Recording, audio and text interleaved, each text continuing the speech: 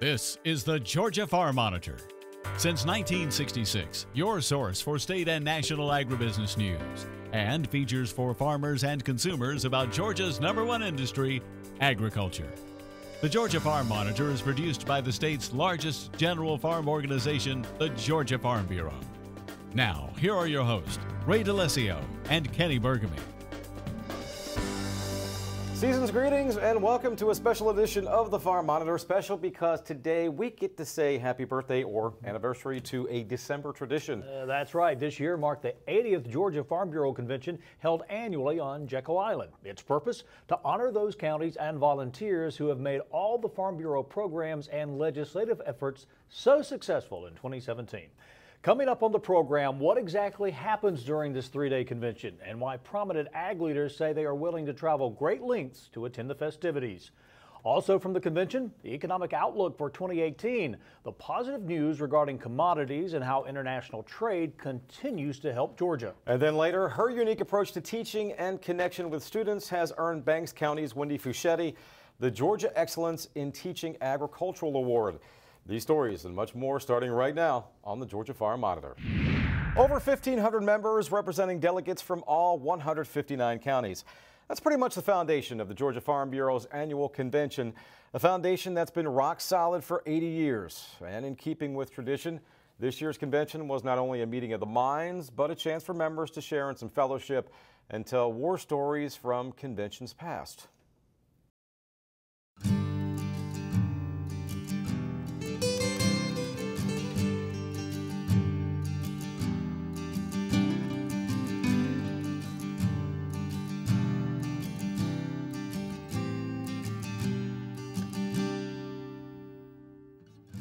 Farm, family, and faith. A fitting theme for such a special occasion. To put things in perspective, when the first Georgia Farm Bureau Convention took place in 1937, Franklin D. Roosevelt was president. Average price of a new car, $675, and Jekyll Island itself was still 10 years away from being established. American Farm Bureau President Zippy Duvall remembers his first convention very well. The year was 1977, and believe it or not, he's been to every one since. As mentioned, your 40th year, you were a young man. You're still a young man, but you were young when you first came to this. How has it changed over the years? Well, what the thing that changes is the people change. And as the people change, you get new ideas, you get different kind of agriculture. You know, I think we're a lot more diverse than we were in the Farm Bureau voice than we were back in 1977 when I first come, and that's a good thing. Diversity among types of agriculture, diversity among age, diversity among gender and cultures is important for us to have a really complete policy, because when we go talk to people on the Hill or at White House, they want to know if it's diverse. So I think that's important, and I see a lot more of that now than I did then. I think it's my 36th. So it's kind of been here for half that time. It's amazing, but I know there's some people that have been here 50 plus. I think it shows there's generational commitment.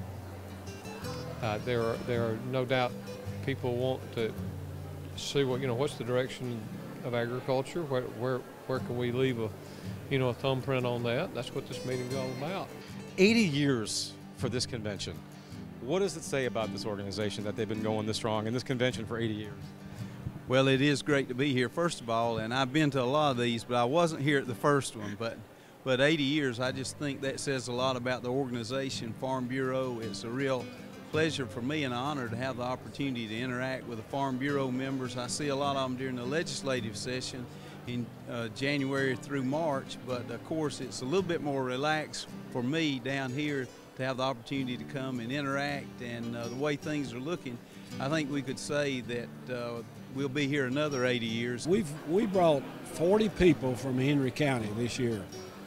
If it wasn't up to snuff, as we call it back in the county, we wouldn't send that many people down here. It's that important to us.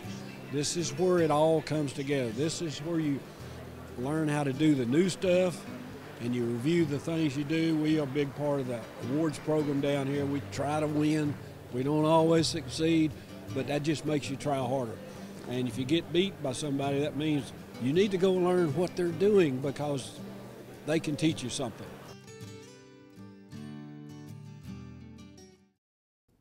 Meantime, in his yearly address to members, Georgia Farm Bureau President Gerald Long spoke of the many challenges GFB faced this past year, both from Mother Nature and internally.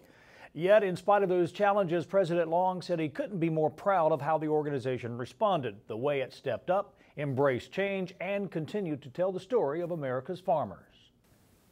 It is vital for our livelihood that families of today have a good impression of farmers and American agriculture. You know, for more than 80 years, we have been the voice of Georgia farmers. We play a positive role explaining the importance of agriculture in Georgia's economy. So now as we look to 2018 and beyond, we must recognize that communication is evolving, and we need to evolve with it. The voice of Georgia Farm Bureau must be a unified, cohesive message that inspires our members and educates consumers so that we can work together to preserve agriculture. During their time in Jekyll, GFB members were also given a chance to attend the yearly breakout sessions hosted by the Public Policy Department. Yeah, surprise, surprise, one of the more popular sessions was the Economic Outlook for 2018. The Monitor's John Holcomb has the story. Supply and demand, the basic economic principle behind prices of goods, and right now, farmers everywhere are wanting to know what to expect the prices of the goods they grow and sell to be in the next season. We called up for a one-on-one with economist Jeffrey Dorfman, and he had some good news to tell us about what to expect for our commodities in 2018. I think we have a mildly optimistic market outlook. I think we can expect the prices of most commodities to grow up at least gently in 2018, so things should get a little better. We've still got low energy prices, and other input costs are pretty well regulated. Interest costs are still down, so I think 2018 should be a little better than 2017. We also got a chance to discuss foreign exports and their importance to our state's ag industry, something that will continue to be of importance to Georgia farmers, especially to our blueberry, pecan, and poultry producers in 2018, and also in future years to come. Foreign markets are increasingly important for Georgia agriculture as the rest of the world gets richer. They want to eat more protein, they want to eat more luxury goods, so that's great for our poultry industry. It's great for Georgia pecans. Soybean exports have been really strong, and so that's a good thing. If world markets pick up, that helps cotton. So on the whole, Georgia really benefits when world markets are strong, and it looks like 2018 is going to be a pretty good year for that. Exports are only good, though, when trade relations are good with foreign markets, something Dr. Dorfman thinks we need to keep well intact. We just want to avoid trade wars. If we can just get into 2018 and not have anything big blow up with Asia or China in particular or NAFTA, then Georgia farmers should get through 2018 in good shape. Trade and prices of commodities are not the only concerns that farmers need to pay attention to. There are also what Dr. Dorfman would call business side concerns that should be watched closely. The first of these are interest rates, which have been down the past few years, but are rising and can end up being a big problem for farmers. If Georgia farmers took on a lot of debt during these years where interest rates were really low, if interest rates start to slowly return to normal, will farmers be able to afford those increased debt payments? So this is definitely a time where it would be good for farmers to try and work down their debt as much as possible because interest rates are going to keep rising. Tax reform is also a concern. Over the past couple of weeks, the tax code has been debated on Capitol Hill as Congress decides whether or not to lower the tax rate for businesses. This could be very beneficial to farmers if passed, as the tax rate would be lowered from 39% to 25%. As we've talked about cutting the corporate rate and pass-through business rate, most Georgia farms are probably pass-throughs, and the rest are probably corporations. So tax reform is really important right now for what it's going to do for Georgia farmers. Reporting from the annual Georgia Farm Bureau Convention in Jekyll for the Georgia Farm Monitor, I'm John Holcomb. All right, John, thank you very much. Well, up next on the Monitor, the amazing story of how this Banks County elementary teacher inspired her third graders to embrace agriculture and the unique ways in which they're using it in the classroom. Welcome. Welcome back to the Monitor and our coverage of the 80th Annual Georgia Farm Bureau Convention. Another highlight of this year's event, the Celebrating Agricultural Literacy Program, sponsored by the GFB Women's Leadership Committee. During this time, all former State Women's Committee members were recognized along with the current committee members. In a heartfelt farewell, outgoing Women's Chair Rhonda Williams thanked Farm Bureau members for their love and support over the past year. She also introduced the incoming chairwoman, Carol McQueen of Henry County. All of us here at the Monitor wish Carol the very best in the year to come. Of course, every year at convention, the Georgia Farm Bureau recognizes the teacher who takes it upon themselves to go the extra mile by incorporating agriculture into their daily and weekly lesson plans. Its official name is the Georgia Excellence in Teaching Ag Educator Award, and this year's recipient is Dr. Wendy Fuschetti, a third grade teacher at Banks County Elementary in Homer, Georgia. Through grants and assistance from her County Farm Bureau, Dr. Fuschetti was able to expand and improve her school garden laboratory. Students were also involved with the planning and design of their gardens to make use of small spaces. Here now the story of how this incredible adventure came to fruition.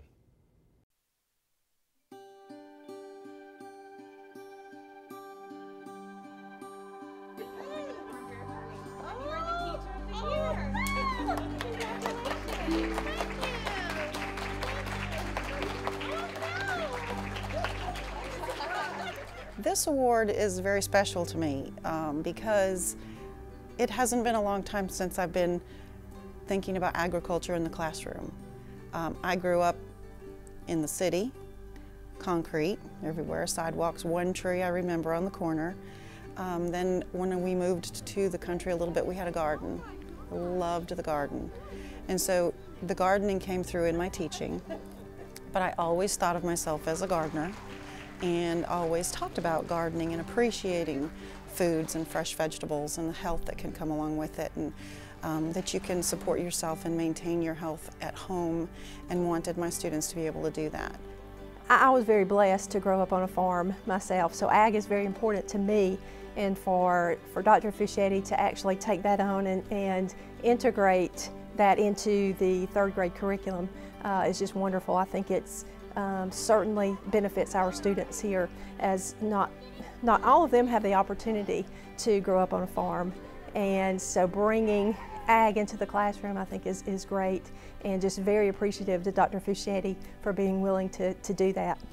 Exactly. If you go to visit a farm, they take the kids to the perimeter and bring the animals over. Just seeing the growth from the seed food to the plate, from seed to plate. Over the years, because I want to instill that in my students, we've grown numerous gardens. Every year we do something a little different.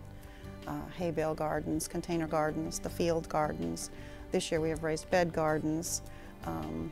But I just want my students to understand at a young age where their food comes from. And agriculture is so much more than food. And it's just something that I didn't think about as a child. I think anytime you can make it relevant, learning relevant for the kids, they're certainly going to be more motivated and more engaged, and that's what we see in Dr. Fuschetti's students. When I come in the classroom, this is a classroom that's so exciting to visit because the kids are always excited about the different activities that they're doing in here.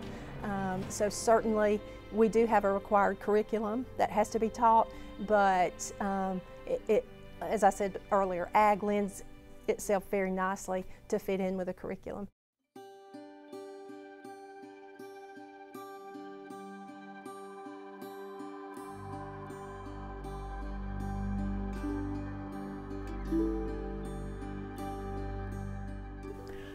I want my students to take with them that they are leaders in many different ways. And being a leader means looking out and trying to serve others and bring out the best in other people. That's what I would like my students to believe in themselves, to know that they can do anything they want to, and to help others along the way. She is amazing, isn't she? Well, time for our final break. When we come back, if you're still looking for that perfect Christmas tree, we just may have the place for you. Stay tuned.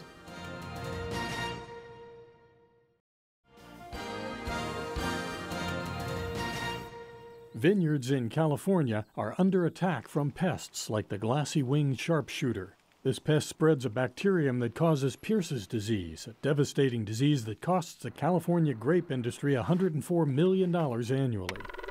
U.S. Department of Agriculture entomologists are fighting back by using the insect's own mating calls to prevent future damage. The approach here is to disrupt communication of the insect. The first step is to identify and describe their mating calls. We also look for weak links in their communication system. So these are places that we're going to try to interfere with.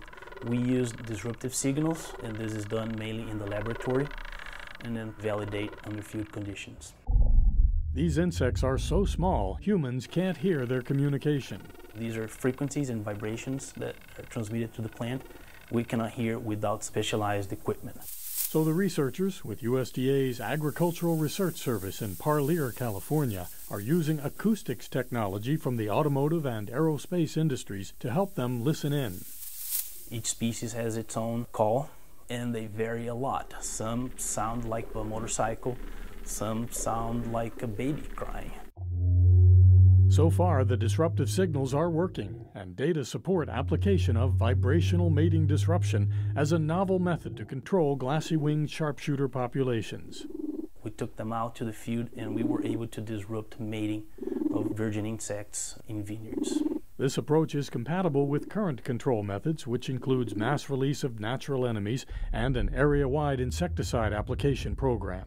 Unlike sprays, the disruptive sounds target specific species without impacting beneficial insects.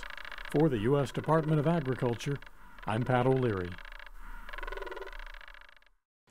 Thank you, Pat. Well, finally this week, ride through any neighborhood and you'll see that many of us are filled with Christmas spirit. And rest assured that tree farms all over the state are in full swing, including Jack's Creek Farm in Bishop, where they've been growing high-quality trees since the 1970s. Damon Jones has the story. With Thanksgiving officially in the books, it's time to start putting up the Christmas decorations. And the centerpiece to every household is, of course, the tree. And for decades, people from Oconee County and the surrounding areas have relied on Jack's Creek Farm for their Christmas tree, which is why they have become a mainstay in the community. It was my distant cousins, and he started sold trees in 1973. And me and my brother-in-law bought it and started with a lease to buy in 95. So he's been here since 11th grade high school, and I've been here since I was 13. And this kind of quality doesn't come without plenty of hard work and patience. Our trees take 3 to 5 years to grow, so it's a lot of trimming, a lot of spraying. We paint some of the different varieties of trees, and we try to keep the bugs out where they won't get them in the house. However, it really is a labor of love for everyone involved as they help put families in the Christmas spirit with their trees and other activities. I love it. It's great. It's a great time of year. Everybody's happy. We get to see all the kids' faces. That's the thing. We try to be a family farm. We do hay rides, and we have farm animals, and we just do everything, try to, for the family, and they enjoy it. And it is literally a hands-on experience for those who make the trip as they get a chance to play lumberjack for a day. We let them pick out the tree. Well, first we give them a saw. If they want to go cut one, we give them a saw. They'll go cut a tree. Then they'll get us to haul it in if they want it done. Sometimes they drag it up here and we shake it, bale it. So you want as clean a tree as possible, so we shake it. And we want it safe as possible, so we tie it on usually. With trees of all shapes and sizes to choose from, here's a little advice on picking out the right one for you. What we look for is, first, the trunk needs to be straight. Then the size of the tree. Then if you're allergic or not. It's different ones that's worse than others. Like the Leyland cypress, it's not as bad as some of the pines, so you'd really want to go to a Leyland. So it's really whatever you like and whatever you can have.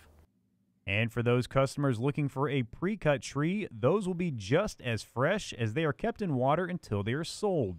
It's these attention to details that have this Christmas staple flying off the lot. It's a mess. We'll sell 400 to 500 trees on that Friday, Saturday, and Sunday a day. We only sell trees really 7 days out of the whole year because people are off on the weekends. During the week, you can look around, we might sell 20 trees, but during the weekend, it's slammed. Reporting from Bishop, I'm Damon Jones for the Georgia Farm Monitor. Damon, thank you so much. That's going to do it for this week's edition of the Georgia Farm Monitor. And here's a reminder for all the latest ag info regarding food, great recipes, and what's happening down on the farm. Be sure and check out our Twitter, Facebook, and Pinterest pages. You'll stay informed and see what's up in the world of farming and hear with us on the show. Take care, everybody. We'll see you next week right here on the Georgia Farm Monitor. Have a great week.